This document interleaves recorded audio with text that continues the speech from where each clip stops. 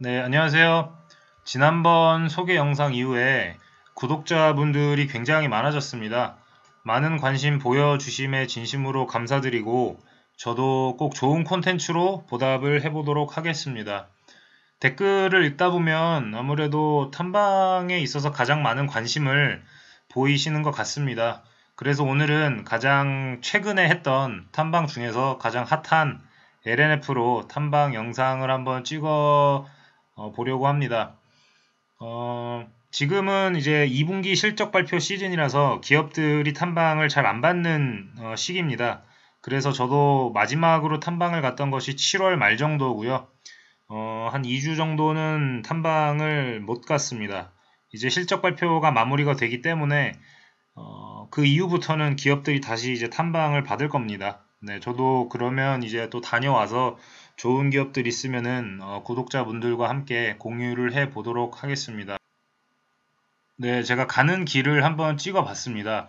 제 핸드폰이 예전 거라서 화질이 좀 안 좋으니 그 부분은 좀 양해를 부탁드리겠습니다. 이날 서울역에 가서 KTX를 타고 이제 기차로 움직였고요.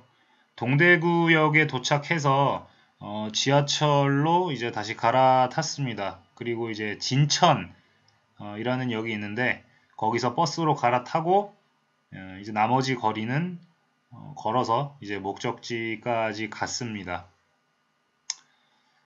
총 시간은 3시간 한 30분 정도 걸렸던 걸로 기억을 하고 있습니다.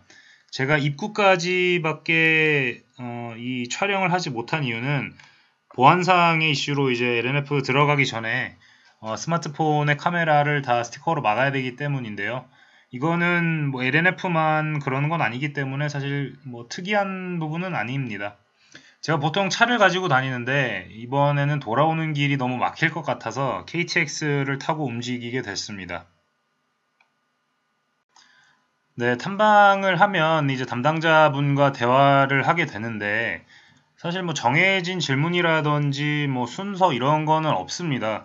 그렇지만 그 담당자가 대화를 했을 때 이 사람이 회사에 대한 관심이 정말 많고 많은 공부가 되어 있다라고 생각을 하면 아무래도 대화가 조금 더 수월해지는 부분은 있습니다.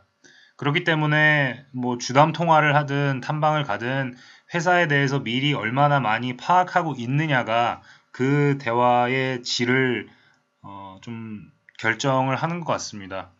그래서 저는 이 탐방을 갔을 때 가장 관심이 있었던 부분은 NCMA 이 부분이었습니다.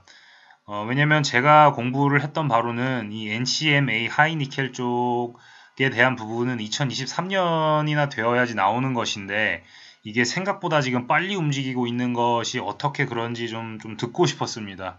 그리고 6월 달에 포스코 케미칼 쪽에서 나왔던 이 NCMA 관련 기사에 대해서도 담당자분의 이야기를 좀 들어보고 싶었습니다.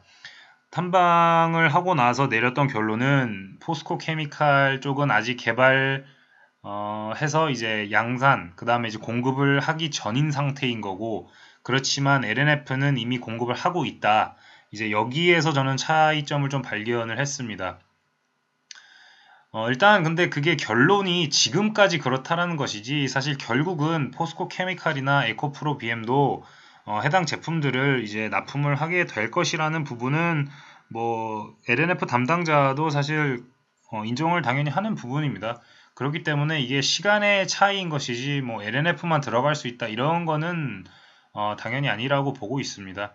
에코프로 BM은 이제 NCMX라고 부르고 있죠. 그렇기 때문에 조금 헷갈리실 수 있을 것 같은데 NCMA와 NCMX는 아마 같은 제품이라고 보시면 될 것 같아요.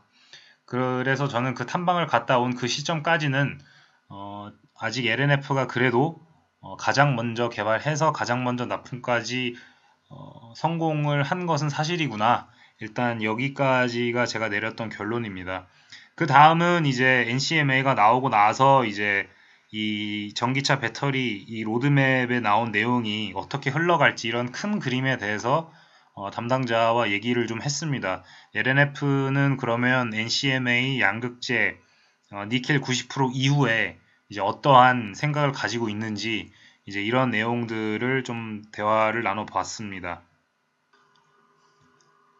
그 다음으로 이제 제가 궁금했던 부분은 6월 17일 날 공시가 됐던 내용인데 얘네들이 신규 시설 투자에 대한 정정 공시를 냈습니다.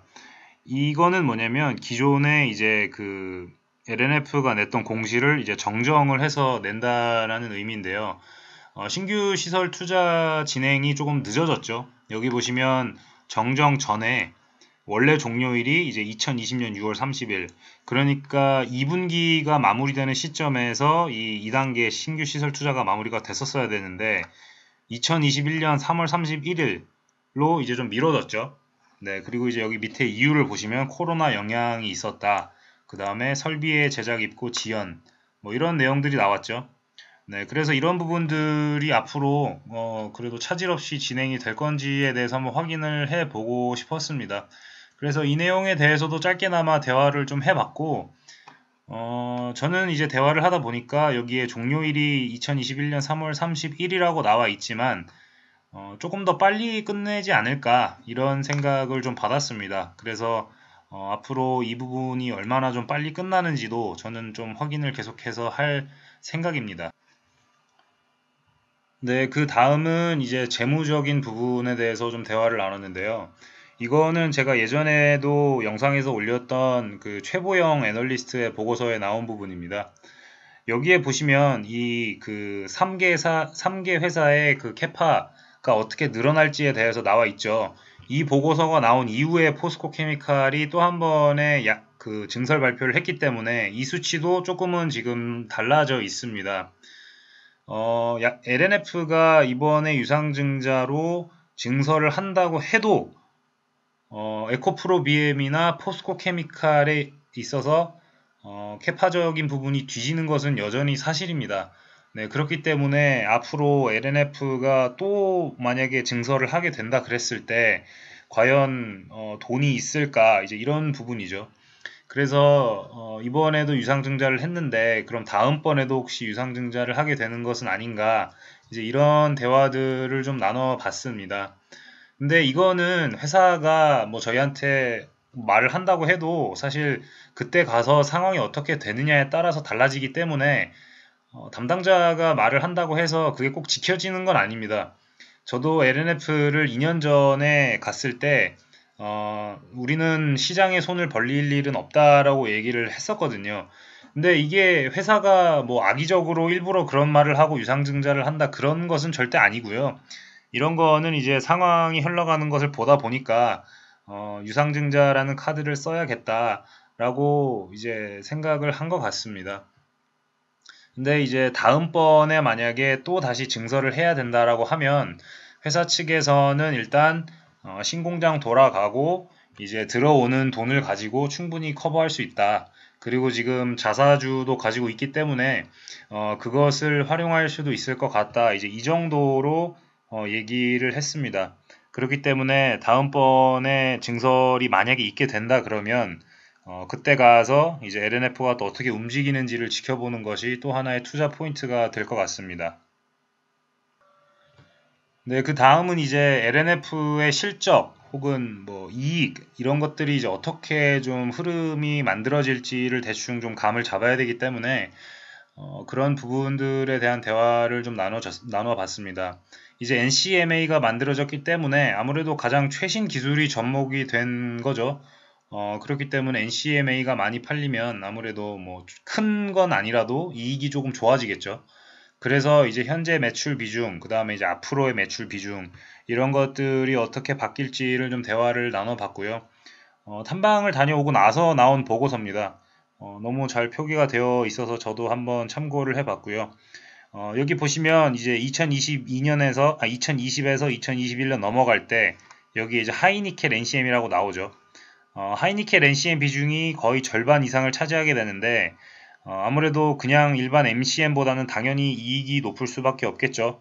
그렇기 때문에 같은 매출이 나온다 하더라도 LNF의 이익률은 조금이라도 개선이 될 수 있는 흐름이다. 이렇게 보면 될 것 같습니다. 그리고 LCO 이쪽에 있어서는 앞으로 거의 뭐 신경을 쓰지 않아도 될 정도의 수준까지 갈 것이다라고 지금 보고 있기 때문에 LCO에 대한 내용은 LNF 투자자분들께서 그렇게 크게 신경을 써야 될 부분은 아닌 거라고 생각을 하고 있습니다.